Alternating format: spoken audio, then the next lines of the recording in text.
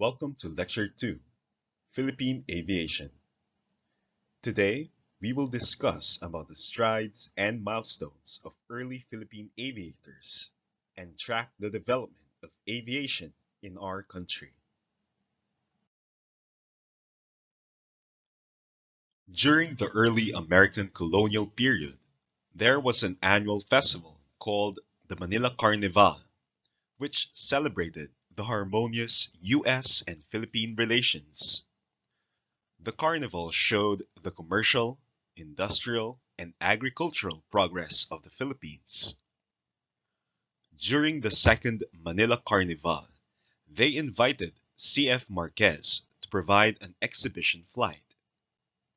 Marquez, together with his hot air balloon, were the first flying object or aircraft that was seen in the Philippine skies. During the 1911 Manila Carnival celebration, several aerial troops from the United States arrived in the Philippines to perform a flight exhibition in the Pacific. It was part of their worldwide tour and was organized by Captain Thomas Baldwin.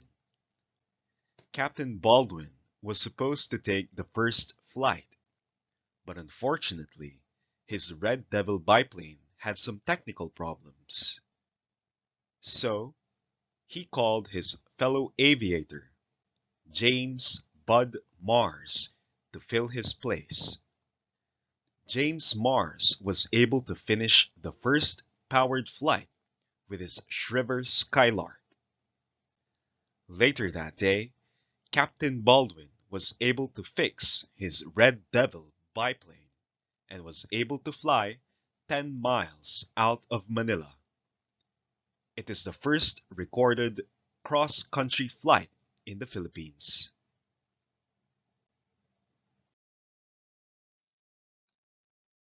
In February 1912, to cap off that year's Manila Carnival celebration, Governor Walter F. Hare brought to the city a group of 120 tribesmen, all the way from the Mountain Province, to see the flying machine in person.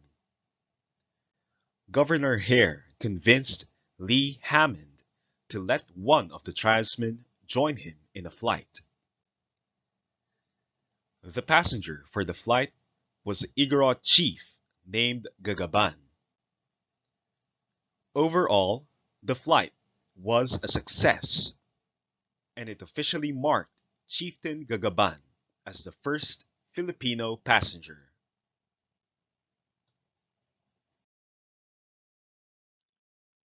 In 1917, the Militia Act was passed. Under the act, the Philippine National Guard was created. Under Section 26 of the Militia Act, the Philippine National Guard should have an aviation section. A year after the establishment of the Philippine National Guard, Filipino volunteers were selected to study becoming pilots.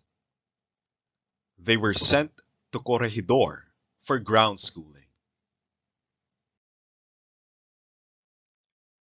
Back then, the Philippines did not have its own airplanes. So after months of ground schooling in Corregidor, Governor General Francis Burton Harrison requested the flight schooling of the Philippine National Guard in America. Unfortunately, his request was denied. Because of the disapproved request, they commissioned the Curtis School of Aviation to provide flight training to the 33 students at Camp Claudio in Parañaque. The 33 students were composed of 10 Philippine Constabulary officers and 23 recruits from the Philippine National Guard. By the way, the Philippine Constabulary is the police force way back in the American colonial government.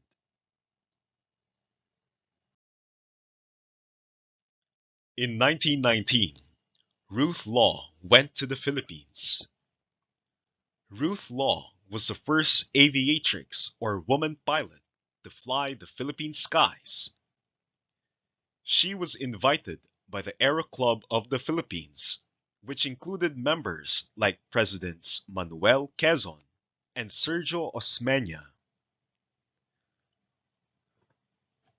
Her flight is a turning point in Philippine aviation history as it marks the end of the era of exhibition flight and the American monopoly of flying in the Philippines. Also in 1919, two foreign businessmen named Joseph Stevenot and Alfred Croft opened the first airline in the Philippines named Philippine Airways Service Incorporated. The business catered flights coming to and from Manila, Cebu, and Iloilo using the Curtiss Seagull. After a few years of operating, they saw that the business was slow. There weren't much customers availing of the service. So they filed for bankruptcy and closed the business. In 1920, the first Filipino aviator graduated. His name is Alfredo Carmelo. He enrolled at the Curtis School of Aviation. On the 9th of January of the same year, he piloted the Curtiss Seagull alone over Manila Bay, thus earning the title of first Filipino solo aviator.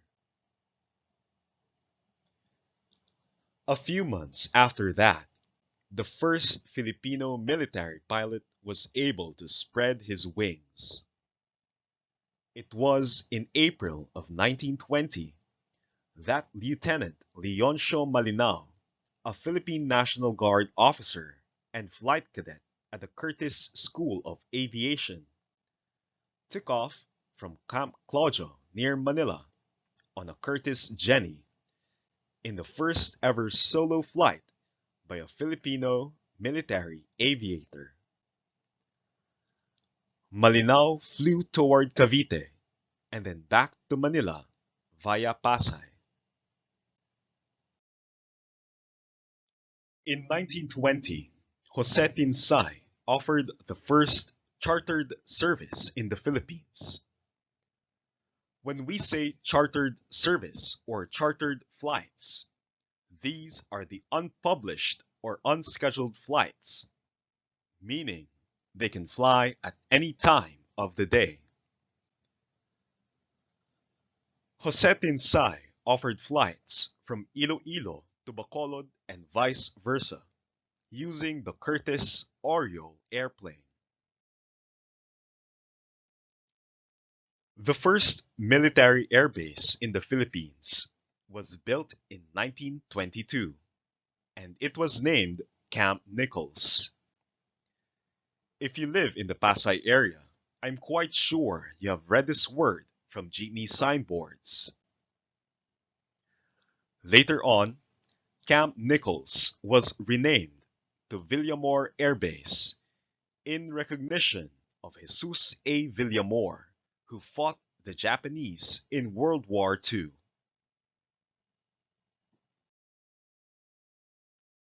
Another group of businessmen established an airline named the Philippine Aerial Taxi Company, or PATCO.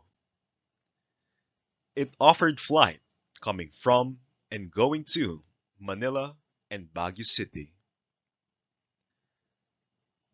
It was the first airline to launch a scheduled service in the Philippines. Due to the influx of airplanes in the Philippines, the government passed Legislative Act number 3909 that created an office under the Department of Commerce and Communications that will enforce and regulate aviation-related matters. The Lopez family established the Iloilo Negros Air Express Company in 1932.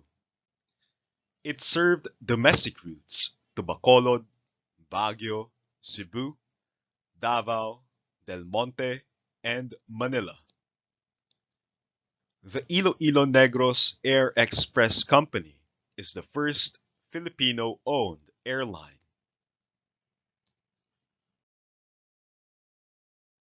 Under the leadership of Brigadier General Basilio J. Valdez as Chief of the Philippine Constabulary, the aviation unit in the Philippine Constabulary was created. By 1934, the Philippine Legislature passed Act No. 4194, which created the Philippine Constabulary Air Corps. Its responsibilities were to assist the Philippine Constabulary in peacekeeping duties, reconnaissance, fighting locusts and other agricultural pests, and assisting customs and immigration officers. Later on, the Philippine Constabulary Air Corps was renamed to the Philippine Air Force. In 1940, the Philippine Aerial Taxi Company that used to offer flights from Manila to Baguio City filed for bankruptcy due to financial stress and political reasons.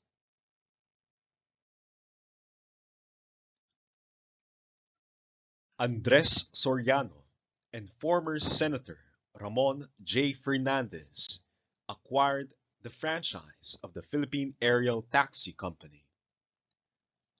They reorganized it and officially renamed it to the Philippine Airlines in 1941.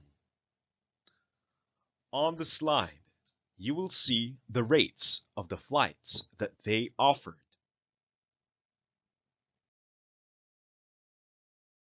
It was during the period of 1941 to 1945 when World War II reached the Philippines.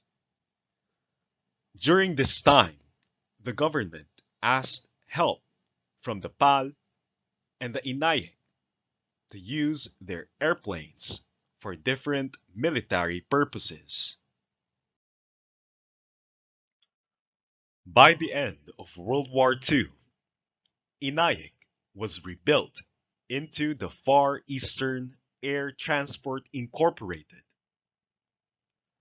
By the year 1946, it flew to Hong Kong and Bangkok, making it the first Filipino airline to go regional.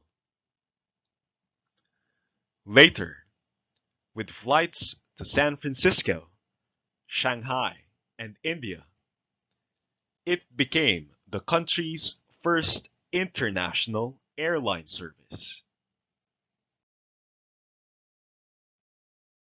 A combination of political and business developments forced the Lopez brothers to sell Fiati. The buyer of Fiati merged it with the Philippine Airlines.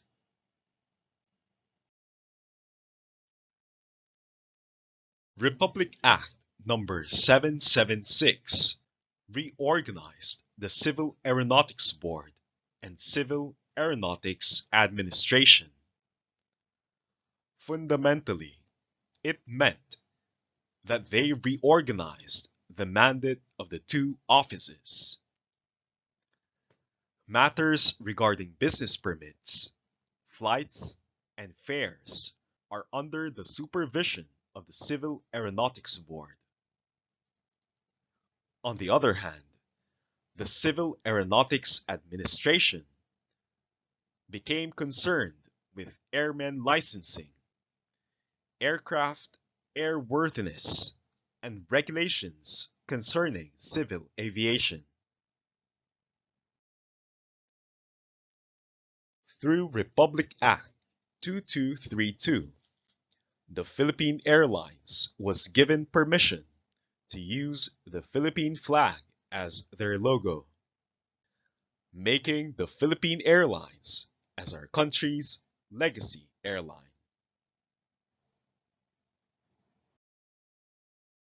By the 1960s, many airlines started to compete with the Philippine Airlines. But in 1973, PAL becomes a monopoly in domestic air travel after President Ferdinand Marcos, by virtue of his powers under martial law, ordered the foreclosure of two other airlines, the Filipinas Orient Airlines, or FOA, and the Air Manila Incorporated, or AMI, due to the fuel crisis arising from a war in the Middle East. The Philippine Airlines was told to absorb the aircraft and staff of both FOA and AMI. In 1967, the Basa Air Base Community College was created. It was operated under the Armed Forces of the Philippines. It was established to cater to the educational needs of the military personnel, civilian employees, and their dependents. Later on, it was renamed to the Philippine State College of Aeronautics, the only state college in the Philippines that offers aviation degrees. As the years passed, then came in again different airlines competing for domestic flights. Aerolif started in 1989, but later on ceased operations due to involvements in aircraft accidents. The same thing happened with Star Asia, who filed for bankruptcy after 3 years of operating.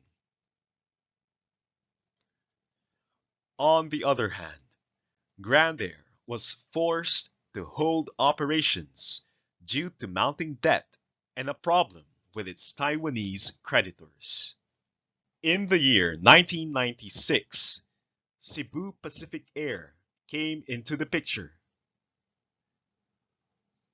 The airline company still operates today and is headed by Lance Gokongwei.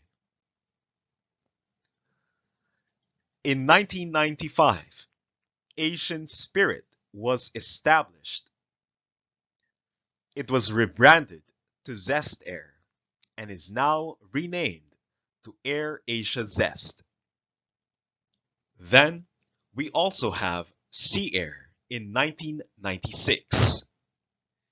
After a few years of operations, it closed and sold all of its holdings to Cebu Pacific. Its fleet was used for Cebgo, the regional brand of Cebu Pacific. This marks the end of Lecture 2 on Philippine Aviation. Thank you for listening.